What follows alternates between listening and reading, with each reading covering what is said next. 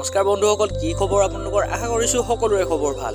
থাম্বনেইলখন দেখি হয়তো ধৰিব পাৰিছেই আজি এই খবৰটো কিহৰ ওপৰত হ'বলৈ গৈ আছে। বন্ধুসকল, বহুদিনেই হ'ল আচলতে কেকেটাক বহুদিন ধৰি বেহাবাৰী আউটপোষ্টত দেখিবলৈ পোৱা নাই। বন্ধুসকল, কেকেটাক বেহাবাৰী আউটপোষ্টত কিয় দেখিবলৈ পোৱা নাই বা কেকেটাই বেহাবাৰী আউটপোষ্ট এৰিলে নেকি, সকলোখিনি কথা জানিবলৈ পাব এই ভিডিঅ'টোত। গতিকে ভিডিঅ'টো অকণো স্কিপ নকৰাকৈ শেষলৈকে চাই থাকিব। নমস্কাৰ বন্ধুসকল, মই অবিনাশ আৰু আপোনালোক সকলোকে স্বাগতম জনাইছোঁ আমাৰ চেনেলৰ অন্য এটা ভিডিঅ'লৈ।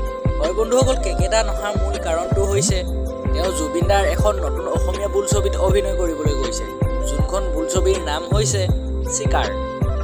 বন্ধুসকল, আৰু বেছিদিন অপেক্ষা কৰিব নালাগে, কেকেটাক অতি শীঘ্ৰেই বেহাবাৰী আউটপোষ্টত আকৌ দেখিবলৈ পাব।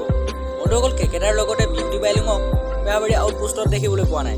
বন্ধুসকল, বিউটি বাইলুঙক বেহাবাৰী আউটপোষ্টত নেদেখাৰ মূল কাৰণটো হৈছে বিউটি বাইলুঙে মইনা কলিজা নামৰ এটা গীতত অভিনয় কৰিবলৈ গৈছে।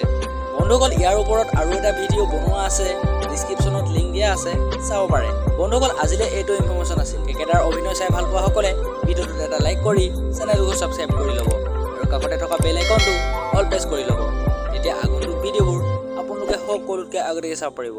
বাৰু বন্ধুসকল, আজিলৈ ইমানেই। লগ পাম অন্য এটা ভিডিঅ'ত। ধন্যবাদ।